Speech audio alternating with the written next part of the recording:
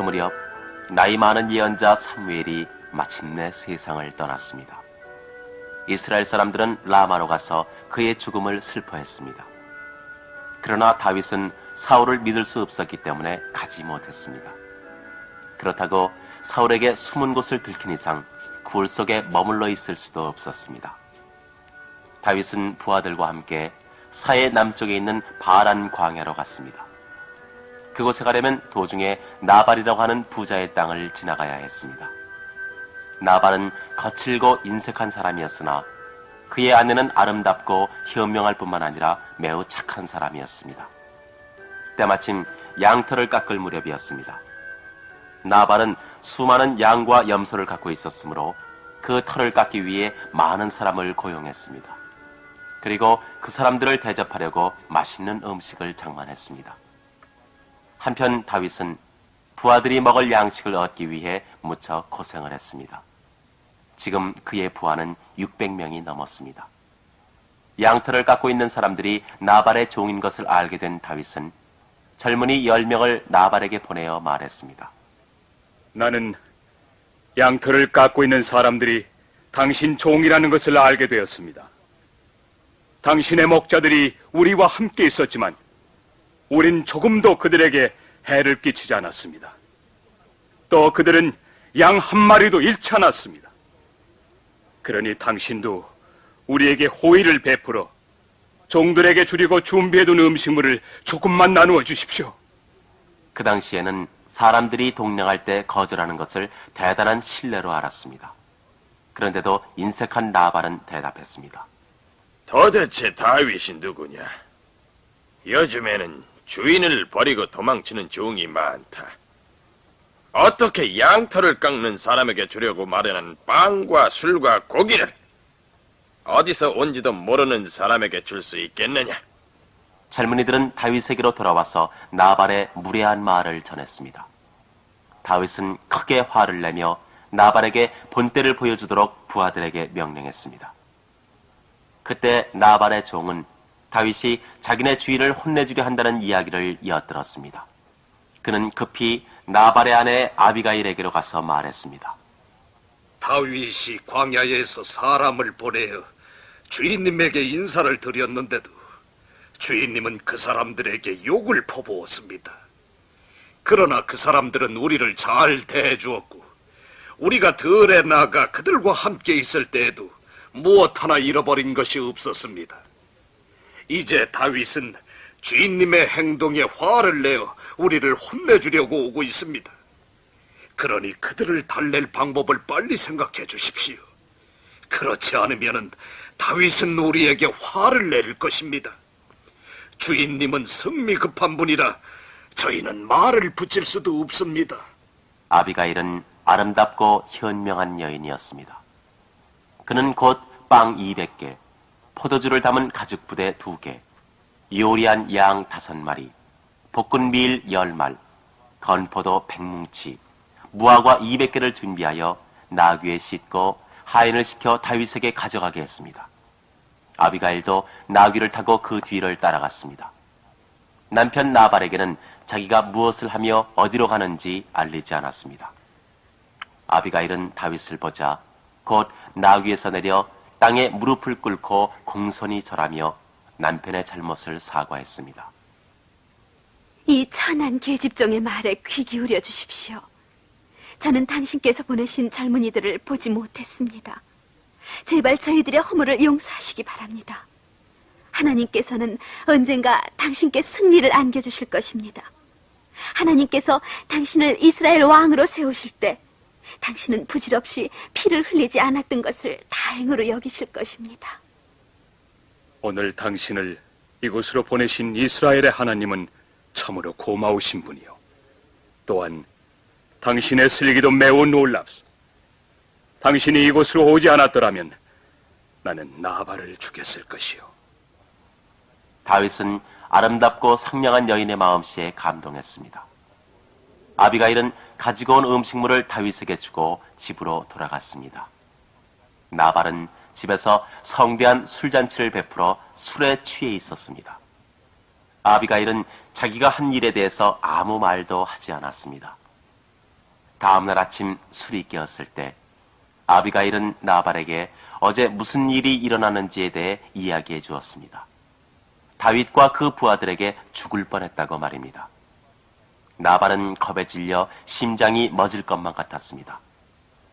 열흘가량이 지나 하나님께서는 나발에게 병을 내렸습니다. 병에 걸린 나발은 곧 죽고 말았습니다. 나발이 죽었다는 소식을 들은 다윗은 아비가일에게 사람을 보내어 자기 아내가 되어달라고 청했습니다. 아비가일은 나귀를 타고 다윗에게로 와서 그의 아내가 되었습니다.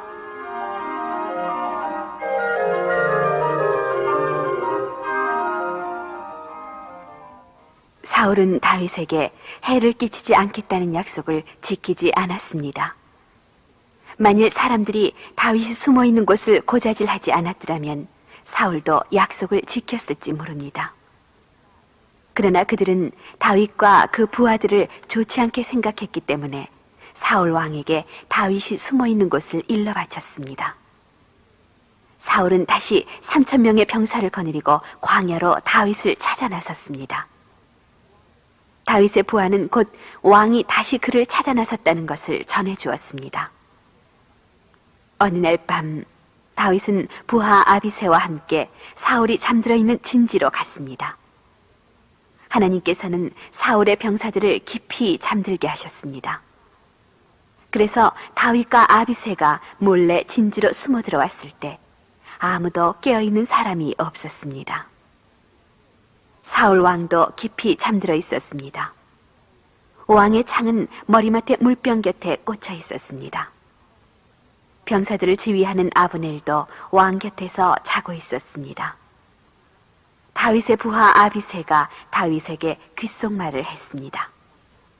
하나님께서는 지금 원수를 당신 손에 넘겨주셨습니다. 부디 그의 창으로 단숨에 그를 찔러 죽이도록 허락해 주십시오. 한 번으로 충분합니다. 왕을 죽여서는 안 된다. 하나님께서 그에게 기름을 부어 왕으로 삼으셨어. 하나님께서 기름 부으신 왕을 내가 죽일 수는 없다. 언젠가는 싸움터에서 쓰러질지도 모르고 고요히 죽을지도 모른다. 나는 그를 죽이지 않겠다.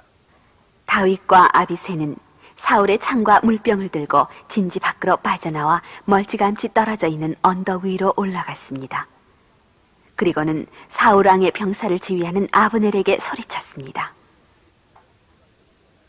아브넬, 내 소리가 들리느냐? 나는 병사 중에 내가 가장 용감한 줄 알았는데 어째서 너는 왕을 지키지 않았느냐? 어떤 사람이 내 주인인 왕을 죽이려고 숨어 들어가지 않았느냐? 너는 임무를 다하지 못했다. 왕의 머리맡에 둔 창과 물병이 어디 있는가 찾아보아라. 이것은 다윗의 목소리가 아니냐? 분명히 저의 목소리입니다. 그런데 어찌하여 이처럼 저의 뒤를 쫓으십니까? 당신은 저를 이스라엘에서 이교도의 나라로 내쫓았습니다. 왜 저같이 보잘것없는 인간을 쫓는 것입니까? 내가 죄를 저질렀다. 다윗아, 내게로 돌아오너라. 넌 오늘 기회가 있었는데도 날 죽이지 않았으니 나는 두 번 다시 내게 해를 끼치지 않겠다. 창은 여기 있습니다. 부하를 보내어 가져가십시오. 오늘 제가 왕의 목숨을 중히 여겼듯이 하나님께서도 저의 목숨을 중히 여기시고 온갖 고난에서 구해주실 것입니다. 다윗, 너는 정말 훌륭하다. 너는 큰 일을 해낼 수 있을 것이다. 다윗의 훌륭한 인격에 감동한 사울은 다윗에게 해를 끼치지 않고 돌아갔습니다. 그러나 마음을 놓을 수는 없었습니다. 사울이 이미 약속을 한 번 어겼기 때문입니다. 이스라엘에 남아있다가는 어느 날엔가 사울에게 죽음을 당할 것이다. 하루빨리 블레셋 사람의 땅으로 달아나는 게 상책이다. 내가 나라 밖으로 나갔다는 말을 들으면 사울도 나를 찾지 않을 것이다. 그리하여 다윗은 그의 가족과 600명의 부하를 거느리고 블레셋으로 갔습니다. 그 나라의 왕은 다윗을 따뜻이 맞이하여 그가 요구한 대로 남쪽 광야에 있는 시글락이라는 고을을 주었습니다. 그곳에 있는 동안에도 다윗을 따르는 이스라엘 사람의 수가 계속 늘어났습니다. 많은 사람이 사울과 싸우는 다윗에게 동정을 했습니다. 그들은 다윗이 사울 왕에 대해 아무런 잘못도 저지르지 않았다는 것을 알고 있었습니다. 뿐만 아니라 사무엘이 베들레헴의 주민들 앞에서 다윗에게 왕이 될 표시로 기름을 부어주었다는 것도 기억하고 있었습니다. 이스라엘의 우수한 병사들은 다윗을 도우러 왔습니다. 그들은 용감한 병사였습니다. 그들은 왼손으로도 활을 쏘아 맞힐 수 있었습니다. 그들은 방패를 잘 다룰 줄 알았고 사슴처럼 빨리 달릴 수 있었습니다. 다윗은 1년 4개월 동안 시글락에서 살았습니다.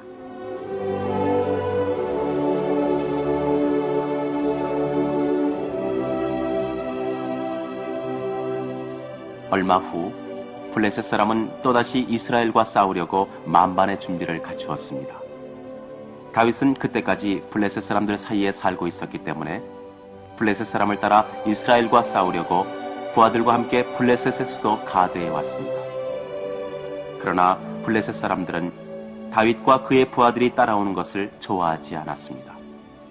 다윗이 싸움터에서 이스라엘 편으로 돌아설까 두려웠던 것입니다.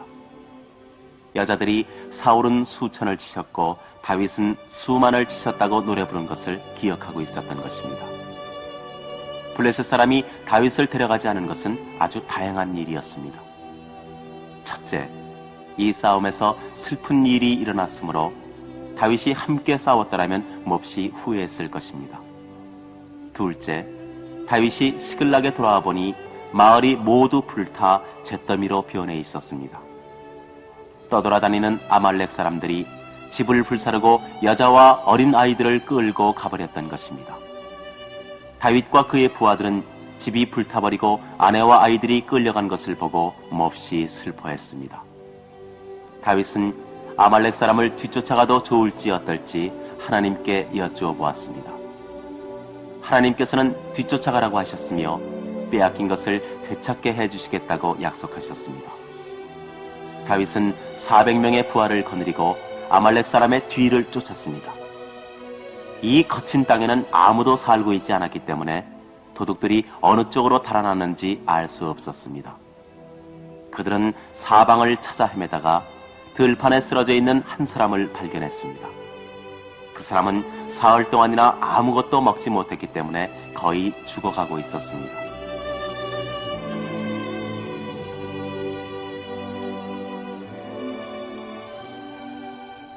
다윗의 부하들은 그를 구해서 빵과 물과 마른 무화과와 건포도를 주었습니다. 음식을 먹여주자 그 사람은 기운을 찾았습니다. 그래서 다윗은 아말렉 사람들이 어느 쪽으로 갔는지 물어보았습니다. 나를 죽이지 않겠다고 약속해 주십시오. 그러면은 그들이 사는 곳으로 안내해 드리겠습니다. 한편 진지로 돌아온 아말렉 사람들은 많은 보물을 빼앗아 온 것이 기뻐서 크게 잔치를 벌이고 있었습니다. 다윗의 병사가 쳐들어간 것은 바로 그때였습니다. 싸움은 그날 밤부터 시작하여 다음날 저녁 때까지 계속되었습니다. 그런 끝에 낙타를 타고 달아난 400명의 젊은이를 제외하고 아말렉 사람을 멸절시킬 수 있었습니다. 다윗의 병사들은 아내와 아이들과 소와 염소를 되찾았습니다. 뿐만 아니라 아말렉 사람의 가축까지도 차지했습니다. 그러는 동안 블레셋 사람은 싸울 준비를 갖추고 이스라엘로 쳐들어갔습니다. 다윗이 있는 곳에서 북쪽으로 30km쯤 떨어진 길보아 산에서 큰 싸움이 벌어졌습니다. 블레셋군은 용감하게 싸워서 이스라엘군을 이겼습니다. 수많은 이스라엘군이 블레셋군의 화살에 맞아 부상을 입거나 죽어갔습니다. 요나단을 비롯하여 사울의 다른 아들도 죽었습니다. 블레셋 사람은 도망치는 사울을 뒤쫓았습니다.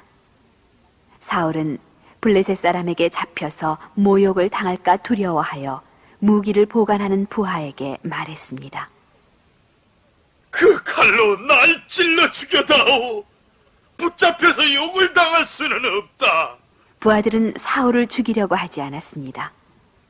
하는 수 없이 사울은 자기의 칼을 뽑아 땅에 거꾸로 꽂고 그 위에 몸을 덮쳤습니다. 그러나 곧 죽지 않았습니다. 몹시 괴로워하던 사울은 아말렉 사람을 보자 부탁했습니다. 가까이 와서 날 죽여다오. 나는 괴로워서 견딜 수가 없다.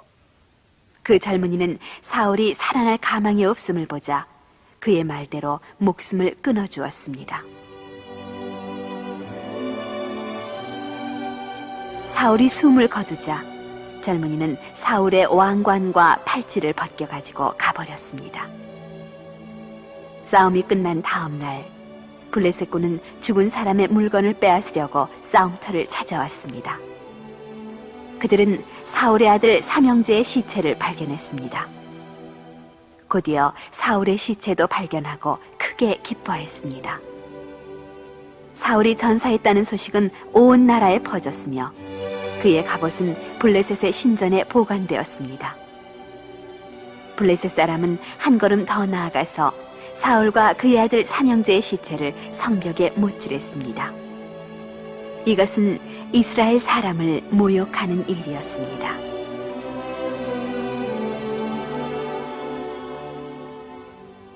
그날 밤 몇몇 용감한 이스라엘 사람은 사울과 그 아들의 시체를 성벽에서 끌어내려 나무 밑에 묻었습니다. 이스라엘 사람들은 싸움이 끝난 다음 이래 동안 슬픔에 잠겨 있었습니다. 한편 다윗은 그런 일을 전혀 알고 있지 못했습니다. 다윗과 그의 부하들은 야만스런 아말렉 사람들과 광야에서 싸우고 있었던 것입니다. 다윗과 그의 부하들이 아말렉 사람을 정복하고 아내와 아이들을 데리고 온 이틀 후 젊은이 하나가 그곳을 찾아왔습니다. 그의 옷은 찢어졌고 머리에는 흙을 덮어쓰고 있었습니다. 그가 어떤 소식을 전하러 온 것을 알고 사람들이 모여들었습니다. 너는 어디서 왔느냐? 저는 이스라엘군 진지에서 도망쳐 나온 사람입니다. 그곳 형편이 어떤지 얘기해다오. 블레셋 사람들이 이겨 수많은 이스라엘 사람들이 죽어 넘어졌으며 사울과 그의 아들 요나단도 죽었습니다. 젊은이가 대답했습니다. 이것은 대단히 중대한 소식이었습니다. 다윗이 왕이 된다는 것을 알리는 소식이기도 했기 때문입니다. 너는 사울이 죽었다는 것을 어떻게 알았느냐? 다윗이 물었습니다. 젊은이는 자기가 괴로워하는 사울을 도와 숨을 끊게 했다고 말하면서 사울의 왕관과 팔찌를 다윗에게 주었습니다. 이야기를 듣고 난 다윗은 자기 옷을 찢었습니다. 그의 부하들도 자기들의 옷을 찢었습니다. 해질 때까지 사울과 요나단과 그 밖에 이스라엘 병사의 죽음을 슬퍼하며 단식을 했습니다.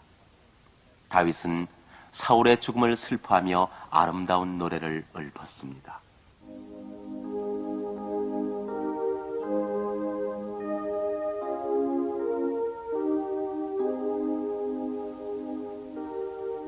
너 이스라엘의 영광이 산 위에서 죽었구나. 아, 용사들은 쓰러졌구나. 사울과 요나단은 살았을 때 그렇게도 정이 두텁더니 죽을 때도 갈라지지 않았구나. 나의 형 요나단, 형을 생각하면 가슴이 미어집니다. 형은 나를 즐겁게 해주더니 형의 남다른 사랑, 어느 여자의 사랑도 따를 수 없었는데. 사울과 그의 아들이 죽고 나니 이스라엘의 백성에게는 왕이 없어졌습니다. 다윗은 사무엘이 자기에게 기름을 부어주었기 때문에 사울이 죽고 난 후에는 자기가 나라를 다스릴 것임을 알고 있었습니다. 다윗은 자기가 왕이라는 것을 선언하기 위해서 어디로 가야 할지 하나님께 여쭈어 보았습니다. 하나님께서는 그에게 헤브론으로 가라고 하셨습니다. 그래서 다윗과 그의 부하는 불타버린 시글락을 떠나 헤브론 지방으로 향했습니다. 이스라엘 백성은 사울과 그의 아들이 죽었다 하여 언제까지나 슬퍼하고만 있지는 않았습니다. 그들은 다윗이 자기들의 왕이 된다는 것을 알고 있었던 것입니다. 그들은 다윗을 사랑하며 따랐습니다.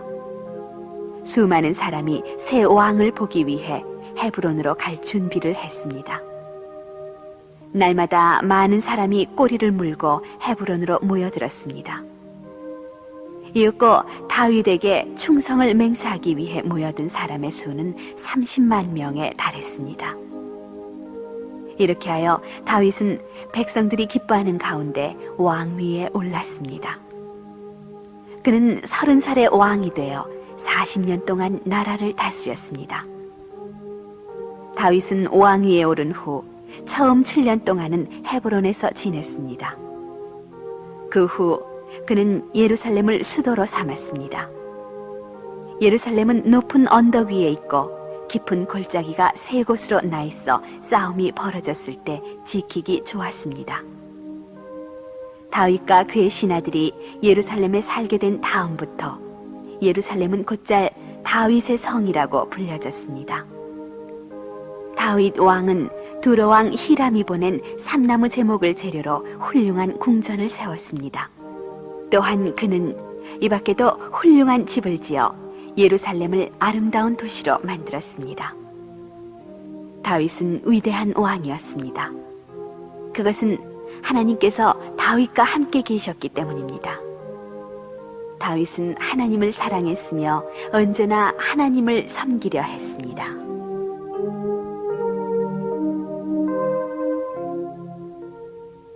어느 날 다윗은 법궤가 아직도 기럇 여아림에 있다는 것이 생각났습니다. 블레셋 사람이 그것을 빼앗아 갔다가 되돌려준 다음 70년 동안 줄곧 그곳에 있었던 것입니다. 다윗 왕은 법궤를 수도인 예루살렘으로 옮겨오고자 사람을 모아놓고 의논했습니다. 그 말을 듣자 모두 좋은 생각이라고 찬성했습니다. 그들은 기럇 여아림으로 갔습니다. 그리고 2마리의 소가 끄는 새 수레에 법궤를 실었습니다. 다윗은 수금을 탔고 백성들은 그 수레 곁을 걸어갔습니다.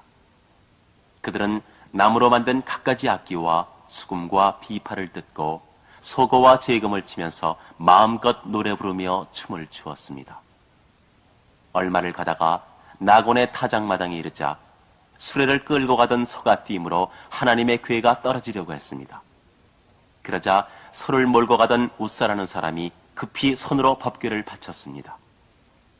그러나 하나님께서는 더러운 손이 법궤에 닿는 것을 좋아하시지 않았습니다.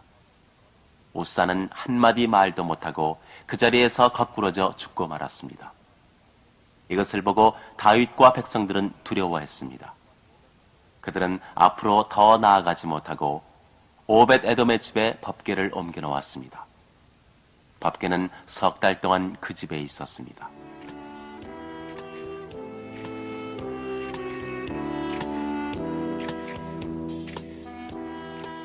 그동안 하나님께서는 그 집을 크게 축복해 주셨기 때문에 다윗은 다시 용기를 얻어 법궤를 예루살렘까지 옮겨가기로 했습니다. 이번에는 모세가 명령한 것처럼 레위 사람이 법궤를 어깨에 메었습니다. 행렬은 다시 움직이기 시작했으며 다윗과 백성들은 노래를 부르고 춤을 추었습니다. 법궤는 예루살렘으로 옮겨졌고 미리 준비된 성막 속에 안치됐습니다. 그 후 그들은 하나님께 제물을 바쳤습니다. 다윗은 법궤를 지키기 위하여 몇 명의 레위 사람을 임명했습니다. 다윗은 백성들에게 축복을 내리고 한 사람 앞에 빵 1개, 고기 1덩어리, 건포도 빵 1덩이씩을 주었습니다. 사람들은 제물을 바칠 때 음악을 연주하며 하나님을 찬양했습니다. 다윗 왕은 수금의 명수였으며 그 밖에도 이스라엘 사람 중에는 훌륭한 음악가가 많았습니다. 다윗은 노래 잘 부르는 사람과 악기 잘 타는 사람을 모아 성가대를 만들었습니다. 그리고 법궤 앞에서 부를 긴 노래도 지었습니다. 그 노래는 이스라엘의 하나님을 영원히 찬양할지어다라는 말로 끝나고 있습니다. 사람들은 이 노래에 아멘 하고 대답하여 하나님을 찬양했습니다.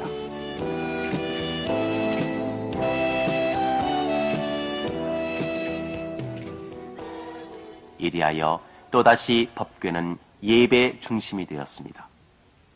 다윗은 하나님께서 함께 하셨기 때문에 위대한 왕이 되었습니다. 어느 날 다윗은 자기는 훌륭한 궁전에 살면서 하나님의 성스러운 법궤는 아직도 성막 속에 놓여 있다는데 생각이 미쳤습니다. 그는 훌륭한 성전을 세워야겠다고 생각했습니다. 예언자 나단도 다윗의 생각을 듣고 기뻐했습니다. 그날 밤 하나님께서는 다윗에게 전할 말씀을 나단에게 일러주셨습니다. 너는 다윗에게 가서 나 여호와가 나는 이스라엘 자손을 애굽에서 이끌어내던 때부터 내가 살 집을 지으라고 한 적이 없다. 다윗아, 나는 양떼를 따라다니던 너를 데려다 이스라엘 백성의 왕으로 삼았다. 네가 어디를 가든 내가 함께 있으리라. 네가 조상들의 뒤를 이어 잠든 후에도 네 자손 하늘을 왕으로 세우리니 그가 나에게 집을 지어 바칠 것이며 나는 왕으로 그의 나라를 영원히 든든하게 다지리라 하고 일러라.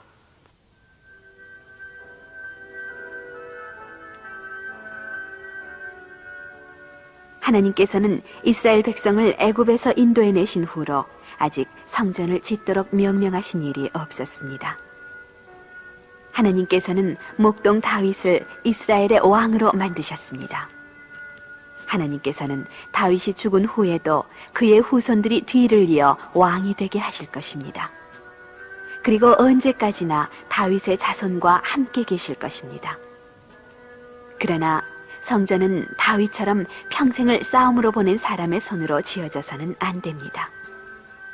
다윗의 뒤를 이어 왕이 될 다윗의 아들이 하나님의 집을 지어야 하는 것입니다. 다윗은 자기 자손이 언제까지나 이스라엘의 왕이 된다는 말을 듣고는 하나님께 감사드렸습니다. 그리고 성전을 세우겠다는 생각은 포기했지만 앞으로 그것을 세울 자식을 위해 준비는 해두리라고 마음먹었습니다.